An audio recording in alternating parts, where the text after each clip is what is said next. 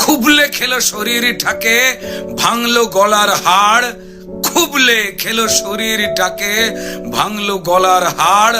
পশুর দলে কে কে ছিল, জমাট অন্ধকার। তড়িঘড়ি হলো ধরা একটা সিভিক পুলিশ। তড়িঘড়ি হলো ধরা একটা সিভিক পুলিশ। এই অপরাধ একার যে নয়, যতই বানাও পুলিশ। স্টেথোস্কোপের গাটা ঠান্ডা, ভাঙা চশমাটা চুপ, হাসি মুখে মেয়েটা ফটোর ফ্রেমে, সামনে জ্বলন্ত ধূপ। ডাক্তারিতে চান্স পাওয়ার খবরে হয়তো সেদিন মেয়েটার বাড়ি জুড়ে ছিল হইচই। রান্নাঘর থেকে খুন্তি হাতে দৌড়ে বেরিয়েছিল মা, চিৎকার করে বলেছিল, ওগো সুখবর আছে, পাড়া প্রতিবেশী সব গেলে কই? ওগো মেজো বৌদি শুনছো, মেয়ে তো ডাক্তারিতে চান্স পেল। এই রুনুর মা, আরে বাবা আমার মেয়ের খবর তোমাদের কি কানে গেল? মেয়ে আমার আরজি করে ডাক্তার হতে চললো। জানো বৌদি, মনে হয় গত জন্মের পুণ্য হয়তো এবার সত্যি হয়ে ফলল। আত্মীয় স্বজন হেসে উত্তর দিয়েছিল, ব্যাস আর চিন্তা কি বৌদি, তোমার মেয়ে তো আমাদেরও মেয়ে। অসুখ বিসুখ মানে এবার এ বাড়িতেই ডাক্তার। মা বলেছিল, আরে কি যে সব বলো বৌদি, এসব না তোমাদের বাড়াবাড়ির আবদার। শোনো বৌদি, আমার মেয়ে না দেশের সব খবর জানে। কত গরিব মানুষ চিকিৎসা পায় না। আরে বাবা, তাদেরই তো বাঁচাতে হবে প্রাণে।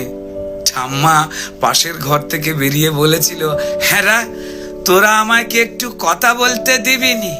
তা বলে গলায় স্টেথোস্কোপ ঝোলার পর আমাদের চিনতে পারবে তো আমাদের এই ছোট্ট ডাক্তার নেই? সেই স্টেথোস্কোপের গাটা ঠান্ডা,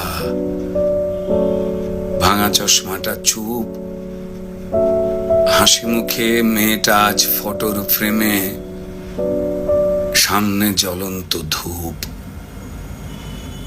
টানা 36 ঘন্টার ডিউটি দিয়ে মুমূর্ষু রোগীর সেবা করে, বন্ধুদের সাথে খাবার খেয়ে, গলার স্টেথোস্কোপটা খুলে মেয়েটা ঢুকেছিল সেমিনার ঘরে। ভেবেছিল দু চোখ বুঝে একটু জিরিয়ে নি। সেই যে দু চোখ বন্ধ হয়েছিল, সে দু চোখ আর খোলেনি। সেমিনার রুমে যে ক্লান্ত ডাক্তারনি ঢুকেছিল, সকালে সে বেরিয়েছিল ক্ষত বিক্ষত বডি হয়ে। আর স্টেথোস্কোপের গাটা ঠান্ডা, ভাঙা চশমাটা চুপ, হাসি মুখে মেয়েটা ফটোর ফ্রেমে, সামনে জ্বলন্ত ধূপ। যে দিত প্রাণ সেই দিল প্রাণ হাসপাতালের ঘরে। শরীর জুড়ে হাজার ক্ষত, মেয়েটা গেলই মরে।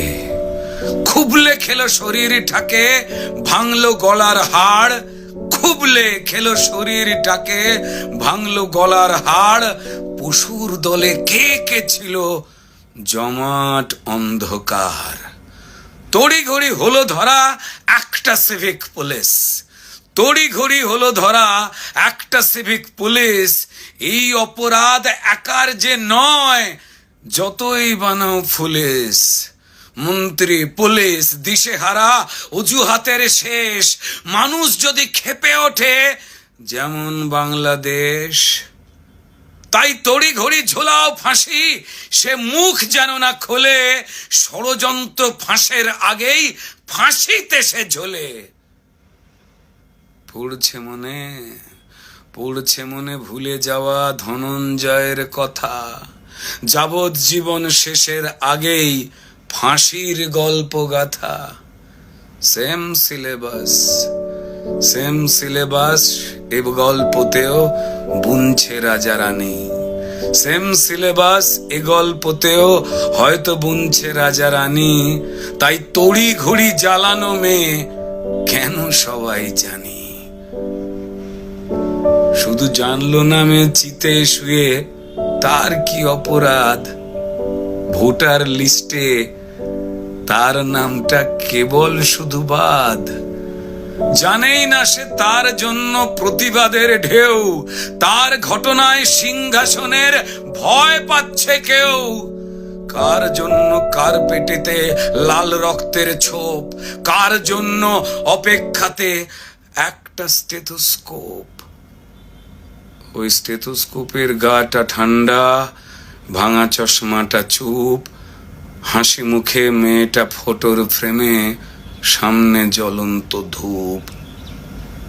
ফেলফেলে মুখ বাবা মায়ের, প্রতিবেশী স্তব্ধ, আরজি করের বন্ধ ঘরে সত্যিটা আবদ্ধ। বিবস্ত্র ক্ষত দেহ দেখেও প্রথমে আত্মহত্যা ঘোষণা, তারপর বিধ্বস্ত বাবা মাকে চুপ করাবার নাটকে ফোন। অপদার্থ স্বাস্থ্য বিভাগ আর দালাল পুলিশ খুঁজে খালি অজুহাতের কোণ। মেয়েটা ডাক্তার হতে চেয়েছিল এ পোড়া রাজ্যে, তা না হয়ে হলো খবর। সিন্ডিকেটের সরকার চায় না ডাক্তার, তাই স্বপ্নকে দাও কবর।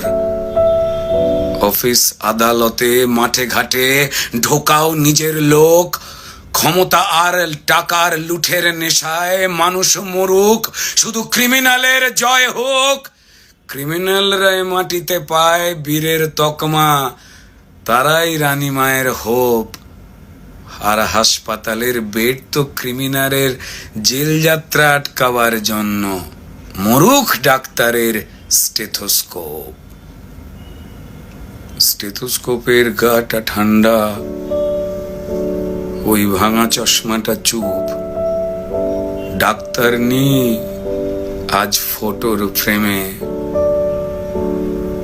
সামনে চল